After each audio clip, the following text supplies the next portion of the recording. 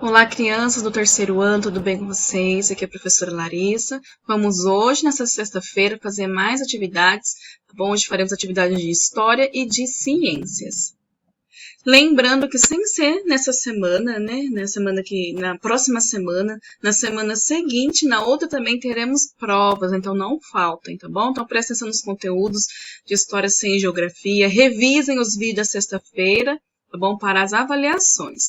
Vamos iniciar então com o livro de História. A gente vai para a página 64 até a 66. Pessoal, já estou aqui na página 64 do livro. Nesse bimestre estudamos nesse livro a formação das cidades, como que inicia uma cidade, como que é a sua organização, a sua formação. E hoje aprenderemos sobre os espaços de uma cidade, espaços de lazer, espaços públicos, patrimoniais, culturais. E nessa parte do livro, na página 64, temos aqui no início um pequeno texto. Logo a mais teremos algumas imagens para analisar e depois alguma interpretação desse texto. Então, o nome do texto, Cidade, Espaço de Convivência. Por quê? Porque é onde convivemos com nossa família, com amigos, né, com pessoas conhecidas, desconhecidas, compartilhando de um mesmo local. No texto aqui diz que na cidade podemos encontrar e nos relacionar com diferentes tipos de pessoa, homens, mulheres, jovens, idosos e crianças. Nesse espaço também encontramos pessoas de diversas etnias, né, como brancos, negros, orientais e indígenas, e de diferentes condições sociais, dos mais pobres aos mais ricos, ou seja, vivemos num local de bastante diversidade. Bastante diversidade de etnias, de condições sociais, então somos pessoas diferentes, né, de todas as formas possíveis, e por isso devemos respeitar todas as diferenças, tá bom? E essa diversidade, essas diferenças entre nós, né, aqui no livro fala que por isso dizemos que uma cidade é um espaço de convivência, de expressão de seus cidadãos, pois ninguém é igual a ninguém. Tá bom? Aqui temos uma legenda explicando que cidadão é um habitante da cidade que tem direitos e deveres públicos e sociais, como votar, usar espaços públicos, escolas, como vocês, serviços de saúde, quando vocês estão doentes, vão para o hospital, vão para o posto, pagar impostos, respeitar as regras de convivência. Então, somos cidadãos diferentes que convivemos e compartilhamos de um mesmo espaço e possuímos direitos e deveres. No último parágrafo do texto, as pessoas se encontram e convivem nesses espaços públicos dentro da cidade, como praças, parques, universidades, museus, ruas e avenidas. Ao longo do tempo, elas passam a gostar de frequentar esses lugares e sentir que fazem parte desses lugares. Tá? Observe alguns lugares do Centro Histórico de Curitiba. Curitiba é onde é a capital do Paraná, que fica no sul do nosso país. Tá bom? Então, a gente vai estudar aqui e analisar um pouco sobre a cidade de Curitiba, que fica aqui um pouco distante da nossa cidade de Rancharia, que fica no estado de São Paulo, e aqui fica no estado do Paraná. Então, aprendendo um pouco sobre os espaços públicos e o livro que utilizou de exemplo, a cidade de Curitiba, que fica no estado do Paraná. Nessa cidade, temos aqui um museu ao ar livre. O museu, vocês repararam no livro de vocês, está exposto ao ar livre, né? Um local onde as pessoas podem ir e vir e usufruir daqui desse ambiente que é o museu.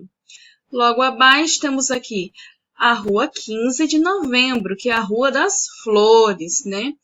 É uma das mais conhecidas do Centro Histórico de Curitiba. Então, é um local muito conhecido, muito frequentado pelas pessoas.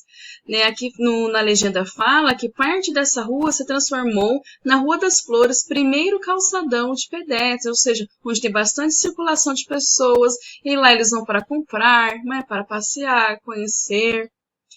Vamos conhecer mais alguns tipos de espaços públicos também, aqui dessa mesma cidade, tá bom? Na outra página, na página 65, tá a Feirinha do Lago da Ordem. Tá, deixa eu ler aqui a legenda. Todos os domingos na rua Dr. Claudino dos Santos acontece a famosa feirinha. Aqui não temos a feira em Rancharia nos domingos, aqui em Curitiba também, tá bom? E chamada Feirinha do Largo da Ordem, na qual os moradores se divertem percorrendo as barraquinhas de artesanato, né? Então vende bastante coisa, antiguidades. E também tem os comes e bebes, né? Que eles se alimentam. A feirinha se transformou em um ponto de encontro dos moradores antes ou depois do almoço de domingo, ou seja, se tornou parte da cultura desse pessoal que mora em Curitiba. Todos esses locais que já foram citados, né, fazem parte da vida deles, são patrimônio cultural da cidade, locais turísticos, tá, que têm a sua história e que fazem sua história até os dias atuais. Nesse último local aqui temos um passeio público. Tá? Então, o que é o passeio público? É o primeiro parque, então, ou seja, é um parque chamado Passeio Público, municipal da cidade de Curitiba. Ele foi construído em 1886, então já tem bastante anos já. Nos parques, praças, ruas e avenidas de Curitiba encontram-se bancos, também lixeiras, pontos de ônibus, iluminação e sinalização de trânsito, que facilita o dia a dia da cidade, assim como temos na nossa cidade de Rancharia. Então, aprendemos alguns pontos turísticos da cidade, onde os cidadãos compartilham desse mesmo ambiente. Depois, na página 65, vocês vão pausar o vídeo e vão responder no livro a questão 1 e 2, que vai fazer um paralelo com o que vocês aprenderam aqui no livro sobre os espaços públicos da cidade de Curitiba com os espaços públicos da nossa cidade, de acordo com o conhecimento de vocês. Então, leiam as questões com atenção e respondam com as palavrinhas de vocês. Qualquer dúvida, vocês podem consultar um adulto da casa de vocês ou podem entrar em contato comigo. Agora, pessoal, iremos para a página 66, que também é a última atividade do ano de História, tá bom? Então, prestem muita atenção.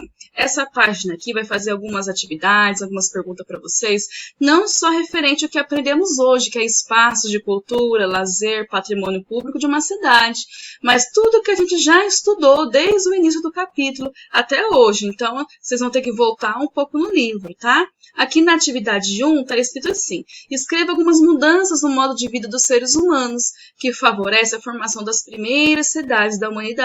Ou seja, lá no início dos tempos, as pessoas eram nômades, né, que se deslocavam de um local para o outro à procura de serviço, de alimento, de água, né? E elas deixaram de ser nômades por algum motivo. Então, o que vocês vão fazer? Vocês vão ter que retornar nesse capítulo, procurar, né, os motivos, algumas mudanças no modo de vida desses povos que eram nômades, deixaram de ser nômades. E lá na página 54, se vocês voltarem, lá no início do texto, vai ajudar vocês a responder essa questão da 1. Aqui na atividade 2 vai voltar um pouquinho também nas páginas anteriores deste capítulo que estamos estudando. Então, vocês vão lá na página 55 até a página 58, tá? E leem as informações que vocês vão conseguir fazer um X nas informações verdadeiras nessas 4 alternativas aqui, tá bom? Dessas alternativas, apenas 2 são verdadeiras. Então, leia com atenção, faça a revisão do livro e leiam aqui com atenção para assinalar as corretas.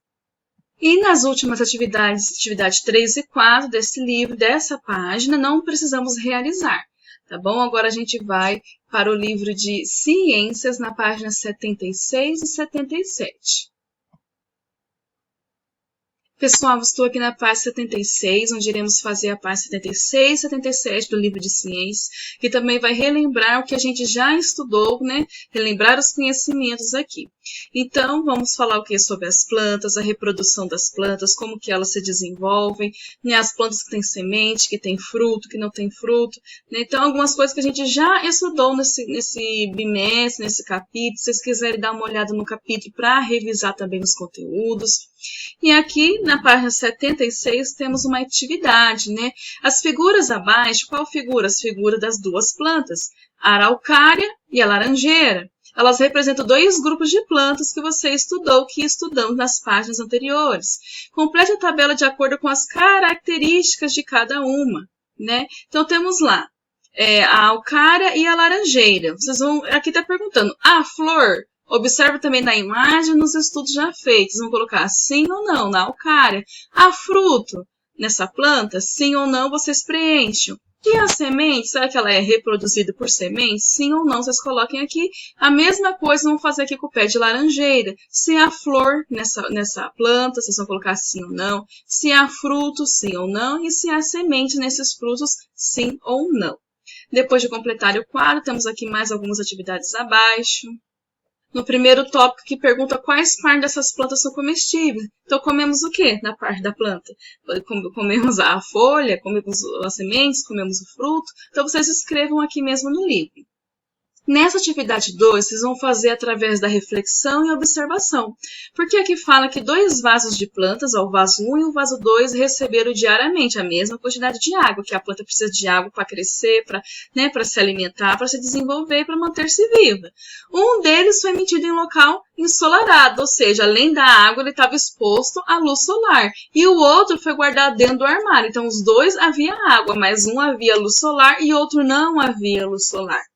Tá? Sabendo disso, então, ao lado está a representação dos 2 vasos, depois de alguns dias. Um que teve sol e água e o outro que só teve a água. E vem a pergunta, qual dos 2 vasos ficou dentro do armário? Como você chegou a essa conclusão? Vai analisar os 2. Um está mais verde, né? Está mais vivo. O outro já está mais seco, está com uma cor amarelada. Então, dá para identificar aqui qual que recebeu, né, os cuidados necessários e qual não recebeu os cuidados necessários. Aí vocês vão responder aqui a pergunta, qual dos 2 vasos ficou dentro do armário? Então, foi o vaso 1 ou o vaso 2? Vocês respondam aqui na atividade 2, nesse espaço em branco. Em seguida, temos aqui a atividade 3. E ela, vocês podem voltar na página anterior, que é a página 75, que lá explica esse processo. Então, leiam, né, relembrem, para depois vocês voltar aqui e fazer essa atividade. Ó. Aqui fala que em uma escola, um grupo de alunos fez um experimento para verificar uma característica das plantas. Então, as plantas têm as suas características, elas se alimentam, né, elas tem o ciclo de vida da planta, elas respiram, elas transpiram. Então, a gente aprendeu bastante sobre as plantas. E eles cobriram um vaso de planta. Eles pegaram um vaso de planta e cobriram num saco plástico. E colocaram esse vaso no pátio onde batia sol. Esse vaso ficou embaixo do sol, coberto por um plástico. Tá bom? Na A fala assim, após algumas horas, os alunos verificaram que no interior do saco, ou seja, dentro do saco, lá onde estava a planta, apareceram algumas gotículas de água, algumas gotinhas de águas. De onde pode ter vindo essa água? Se veio de dentro do saco, não veio de fora, veio de dentro. Da onde será que veio essa água? Então, volto na página 75 que vocês vão saber identificar da onde que veio essa água. E B, qual é o nome do processo, desse processo onde a planta, né? Qual o processo das plantas pode estar relacionado ao que foi observado? Ou seja, a evaporação da água. Como que é o nome desse processo que a planta faz? Vocês voltam lá na página anterior que vocês vão conseguir preencher a resposta correta. Aqui na atividade 4, na página 77, temos algumas plantas, alguns frutos, né? Laranja, o tomate, que também é um fruto, tá? O abacate e o mamão, né? Eles têm frutos aqui, têm as suas sementes, cada um com a sua cor, suas características e tudo mais. Depois, temos 2 perguntinhas abaixo. A. Quais partes das plantas estão representadas nas ilustrações? A gente está vendo aqui qual é a parte da planta, né? A planta possui o quê? Seus galhos, suas folhas, as suas flores, os seus frutos, as suas sementes, tudo isso. Quais são essas partes representadas no desenho? Então, vocês vão escrever na linha abaixo. E B, como você faria para ter um abacateiro no seu quintal? Temos aqui um abacate, né? Como que você faria para crescer um abacate no seu quintal? Então, explica aqui na questão B da 4. Depois a C pergunta ainda desse abacateiro, ó, de quais componentes do ambiente o abacateiro vai precisar crescer. Para ele precisar crescer e se desenvolver, ele precisa de se alimentar. Lembra do processo da fotossíntese, que a planta ela faz o seu próprio alimento. Então, vocês vão escrever quais são os componentes da fotossíntese que ela vai precisar para se desenvolver. Na D pergunta qual é a importância de plantar-se árvores. Então, a gente já conversou bastante sobre o assunto aqui. Vocês vão escrever com as palavrinhas de vocês a importância para vocês das árvores no meio ambiente. Atividade 5 não iremos fazer, tá, pessoal? Então, essas foram as explicações da semana. Assistam o vídeo com atenção. Procure a minha ajuda se for necessário, tá bom? Bom estudo a todos.